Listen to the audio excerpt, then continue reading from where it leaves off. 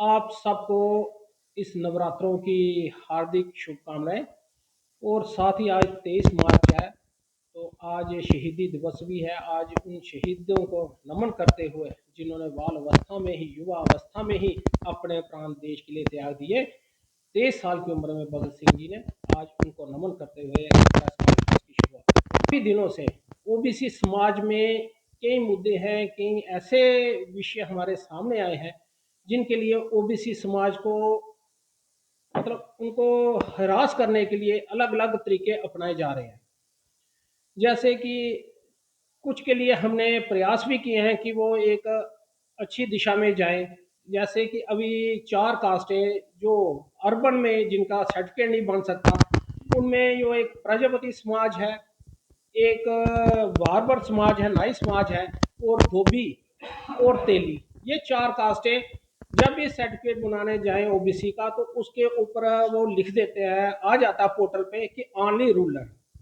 जब creamy layer 8 lakh रुपए रखिए, जब क्रीमी लेयर है, तो फिर रूरल और अर्बन का तो कोई तुक नहीं बनती। ये विषय लेकर हमने अपने अध्यक्ष जी से भी बात की। अध्यक्ष जी ने कंसर्न मिनिस्टर से भी, जो केंद्रीय मिनिस्टर है, उनसे भी बात की है। और इस विषय को लेकर हम एलजी के पास भी गए थे। तो मेरे को लगता है बहुत ही जल्दी भारतीय जनता पार्टी के जो हमारे अध्यक्ष हैं वो भी इसी प्रयास में है कि इस जो पोर्टल पे चढ़ा है ऑनली रूरल, वो कट जाएगा। और दूसरा एक हमारा मुद्दा है कि हम जब एलजी साहब को जो हमने मेमोरेंडम दिया था, और हमारा एक विषय था कि जो 8 लाख जो क्रीमी लेयर है, 8 लाख, वो 8 लाख से काट कर वो उसे 12 लाख की जाए। क्योंकि ये ऐसे समाज है कि जो दिहाड़ीदार समाज है, तो इसकी जो क्रीमी लेयर है वो 12 लाख तक की जाए।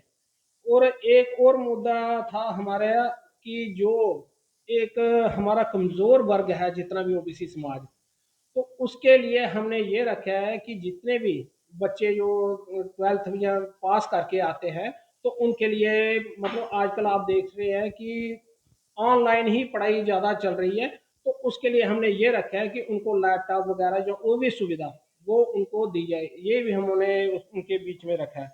और तीसरा जो एक हमारा कास्ट का जब प्रमाण पत्र, जब हमने ओबीसी सर्टिफिकेट बनाने जाते हैं, तो सबसे बड़ी विषय उनके ये आता है कि अपना जमीन का कोई कागज लाओ जिसके ऊपर आपकी कास्ट लिखी हो। ऐसा नहीं है। वो भी समाज एक पिछड़ा वर्ग है, बहुत लैंडलेस समाज है। कईयों की जमीनें कोई जागीरें नहीं थी कि जिनकी जमीनें होंगी उनके ऊपर लिखा होगा।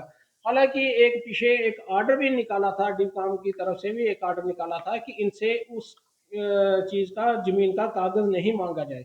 फिर भी जमीनी स्तर पर तहसीलदार को तो वो हिरास करते हैं कि नहीं, अपनी जमीन का कागज आपने लाना ही लाना जिसके ऊपर लिखा जाए। हालांकि सारी फॉर्मेलिटी पूरी की जाती है। और उसमें ये होता है कि जब उनकी जो रजिस्टर्ड सभाएं होती हैं, जब रजिस्टर्ड सभा ने वो दे दिया, तो उसके ऊपर फिर वो तुक बनती ही नहीं है। और दो जो गजटेड पोस्ट के हैं वो भी लिख के देते हैं कि हमें इन्हें 20 साल से जो उनको जानता हो, ऐसे गजटेड आदमियों के भी हम जब देते हैं तो भी उनको हरास किया जाता है।